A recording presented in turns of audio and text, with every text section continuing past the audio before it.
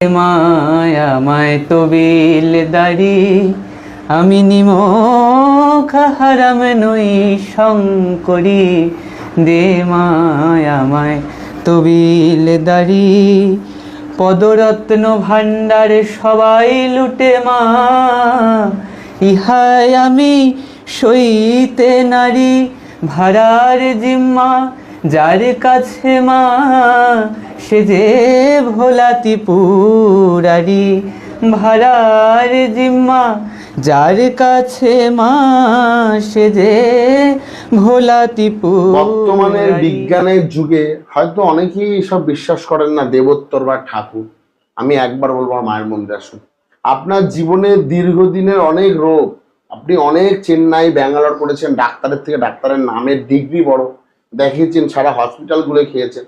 আমাদের মায়ের মন্দিরে দিনের বেলা সকালবেলা 9টা থেকে 1টা অবধি মায়ের ঘটের জল এবং ফুল আমরা বিনা পয়সা দিই মানুষকে।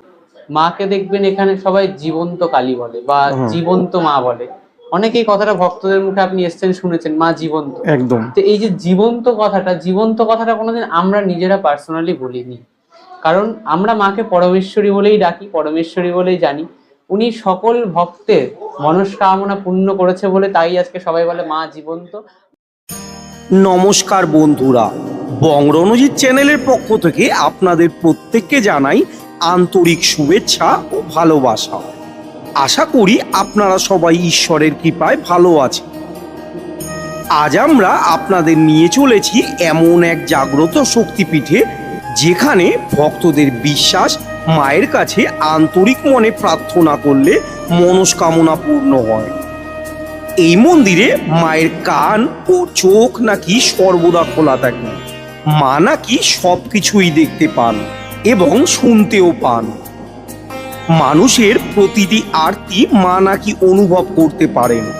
এছাড়াও ক্যান্সারের মতো দুরারোগ্য ব্যাধি থেকে শুরু করে পারিবারিক সমস্যা, চাকরিগত সমস্যা, এছাড়াও বিভিন্ন রকমের সমস্যার প্রতিকার হয় এই মায়ের মন্দিরে। এছাড়াও শোনা যায় শুধু মায়ের মন্দিরে গিয়ে নয়, কেউ যদি মায়ের ছবি বা ভিডিও দেখে বাড়িতে বসে মাকে মন থেকে ডাকেন, মা নাকি সেই ভক্তের বাড়িতে পৌঁছে যান এবং ভক্তদের সকল মনস্কামনা পূর্ণ করেন। তাহলে চলুন আজ একসঙ্গে দর্শন করি জাগ্রত পরমেশ্বরী কালী মায়ের পবিত্র মন্দির এবং জানি এই মন্দিরের ইতিহাস, মাহাত্ম্য ও নানা অজানা তথ্য। তাহলে আর দেরি নয়, শুরু করা যাক আজকের যাত্রা। তাই আপনাদের কাছে ছোট্ট একটা অনুরোধ, ভিডিওটি একদম শেষ পর্যন্ত অবশ্যই দেখবেন, কারণ এই ভিডিওতে আমরা শুধু মায়ের দর্শনই নয়, মন্দিরের ইতিহাস, বিশেষ মাহাত্ম্য, কিভাবে পৌঁছবেন, দর্শনের সময় এবং আরও অনেক গুরুত্বপূর্ণ তথ্য শেয়ার করেছি। আশা করি ভিডিওটি আপনাদের খুব ভালো লাগবে এবং উপকারেও আসবে। ভিডিওটি ভালো লাগলে অবশ্যই একটি লাইক করবেন, আপনার মূল্যবান মতামত কমেন্টসে জানাবেন এবং আমাদের বংরণজিৎ চ্যানেলটিকে সাবস্ক্রাইব করে পাশের বেল আইকনটি অন করে রাখবেন, যাতে করে আগামী দিনে এমন আরও সুন্দর ভ্রমণ ও মন্দিরের দর্শনের ভিডিও সবার আগে দেখতে পান। তাহলে চলুন বন্ধুরা, আর দেরি না করে শুরু করা যাক আজকের এই পবিত্র যাত্রা। জয় মা পরমেশ্বরী কালী। এই মন্দিরে আসতে হলে আপনাদের শিয়ালদা মেন লাইনের রানাঘাট, কৃষ্ণনগর, নৈহাটি, গেদে বা শান্তিপুর অথবা কল্যাণীগামী যে কোনো লোকাল ট্রেন ধরে আপনাদের নামতে হবে ইছাপুর স্টেশন। বন্ধুরা, আমি এখন এসে পৌঁছালাম ইছাপুর স্টেশন। আর এই ইছাপুর স্টেশনের 1 নম্বর প্ল্যাটফর্মের সামনের দিকে, মানে নৈহাটির দিকে মুখ করে এগিয়ে যেতে হবে।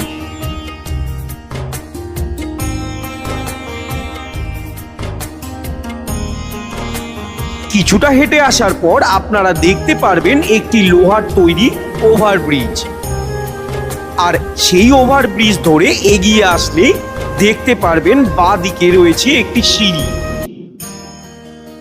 আর এই সিঁড়ি দিয়ে নিচে নামলে দেখতে পাবেন একটি মোড়। আর এই মোড়ের এখান থেকে বাঁদিকে আপনারা একটু এগিয়ে গেলেই সামনে দেখতে পারবেন রেল লাইনের নিচে একটি অটো স্ট্যান্ড। আর এই অটো স্ট্যান্ড থেকে আপনারা যে কোনো অটোওয়ালাকে বলবেন যে আপনারা দোলতলা রিক্রিয়েশন ক্লাবের সামনে যাবেন, আর তারপর মাত্র 10 টাকা ভাড়ায় আপনারা পৌঁছে যাবেন দোলতলা রিক্রিয়েশন ক্লাবের একদম সামনে। বন্ধুরা, আমরা এখন দাঁড়িয়ে আছি দোলতলা রিক্রিয়েশন ক্লাবের একেবারে সামনে। দেখতেই পাচ্ছেন আমার পেছনে যে শেড লাগানো ক্লাবটা, এটাই হলো দোলতলা রিক্রিয়েশন ক্লাব। আর এই যে এটা আমার ভাই বিশ্ব। অ্যাকচুয়ালি আজ ভাইয়ের রিকোয়েস্টেই আজ আমার এখানে আসা। ও অনেক দিন ধরেই বলছিল যে দাদা তুমি তো এত মন্দিরের ব্লগ বানাও, একদিন আমাদের এখানে মা পরমেশ্বরী মায়ের মন্দিরে এসে একটা ব্লগ বানাও। ও রিকোয়েস্টেই আজ আমার এখানে আসা। আর এই যে দোলতলা রিক্রিয়েশন ক্লাবের ঠিক সামনে এই দিকে যে রাস্তাটা দেখতে পাচ্ছেন, এই দিক থেকেই আপনাদের যেতে হবে। দেখুন বন্ধুরা, এই রাস্তার ঠিক সামনেই লেখা রয়েছে শ্রী শ্রী পরমেশ্বরী মায়ের মন্দির এই দিকে। তো চলুন এই রাস্তা ধরে আমরা এগিয়ে যাই আজকের গন্তব্যের দিকে।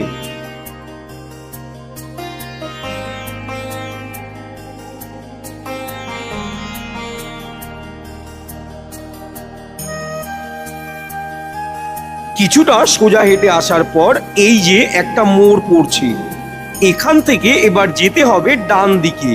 আর দেখুন এখানে কিন্তু ব্যানারে লেখা রয়েছে শ্রী শ্রী মা পরমেশ্বরী মায়ের মন্দির এই দিকে। তাহলে চলুন আমরা এই রাস্তা ধরে এগিয়ে যাই। এই রাস্তা বরাবর কিছুটা হেঁটে আসার পর এখানে দেখতে পাচ্ছেন ডান দিকে আর একটি রাস্তা, আর এই দিকেও একটা ব্যানার রয়েছে যেখানে লেখা রয়েছে শ্রী শ্রী মা পরমেশ্বরী মায়ের মন্দির এই দিকে। আবার এই রাস্তা ধরে কিন্তু যেতে হবে মায়ের মন্দিরে। তাহলে চলুন এই রাস্তা ধরে আমরা এগিয়ে চলি মায়ের মন্দিরে। আর এই যে সামনে দেখতে পাচ্ছেন এটি হলো সেই জাগ্রত শ্রী শ্রী মা পরমেশ্বরী মায়ের মন্দির। দূর থেকেই চোখে পড়ে মন্দিরের গাঢ় লাল রঙের উপর সোনালী কারুকার্যের এক অনন্য সৌন্দর্য। প্রবেশদ্বারের দুই ধারে মা কালীর দুই পরম সখী ডাকিনী এবং যোগিনীর মনোমুগ্ধকর পটচিত্র যেন মায়ের মহিমার কথা স্মরণ করিয়ে দেয়। মন্দিরের পাশের পাঁচিলে ফুটে উঠেছে সাধক বামাখ্যাপার মাতৃ সাধনা এবং কৈলাসে ধ্যানরত মহাদেব, মা পার্বতী ও গণেশের অপূর্ব দৃশ্য। তাহলে চলুন এবার আমরা প্রবেশ করি মন্দিরের গর্ভগৃহে, যেখানে বিরাজ করছেন স্বয়ং শ্রী শ্রী মা পরমেশ্বরী। কষ্টি পাথর দ্বারা নির্মিত মায়ের এই বিগ্রহ নিত্য পূজিত হয়। মা এখানে বিরাজ করছেন 5 বছরের এক শিশুকন্যা রূপে। মায়ের সেই স্নিগ্ধ অথচ শক্তিময় রূপ মুহূর্তেই ভক্তদের মনকে যেন আকৃষ্ট করে তোলে। এই মন্দিরকে ঘিরে রয়েছে বহু অলৌকিক কাহিনী ও বিশ্বাস। ভক্তদের মতে আন্তরিক ভক্তি করে প্রার্থনা করলে মা আজও সকলের মনস্কামনা পূর্ণ করেন। তাই তো বহু দূর দূরান্ত থেকে বহু ভক্তরা ছুটে আসেন মায়ের কাছে তাদের মনস্কামনা জানাতে। দেখুন বন্ধুরা, আজকেও বহু মানুষ এসেছেন এই মায়ের মন্দিরে। এই মন্দির খোলা থাকে সকাল 8টা থেকে দুপুর 1:30টা পর্যন্ত, আবার বিকেল 4টে থেকে রাত 8:30টা পর্যন্ত। আর যদি আপনারা কন্ট্যাক্ট করতে চান বা কোনো কিছু জানতে চান তাহলে এই নাম্বারে আপনারা কল করতে পারেন।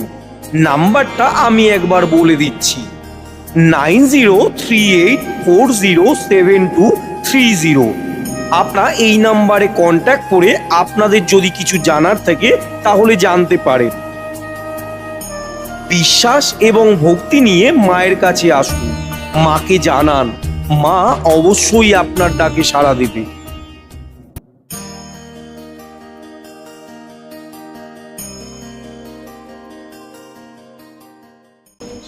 অপবিত্র পবিত্র বা সর্বাবস্থাম গত বিভা যশ্বরিত পুণ্ডরিকাক্ষম সবচ্ছ অভ্যন্তর শুচি নমো শুচি নমো শুচি নমো শুচি।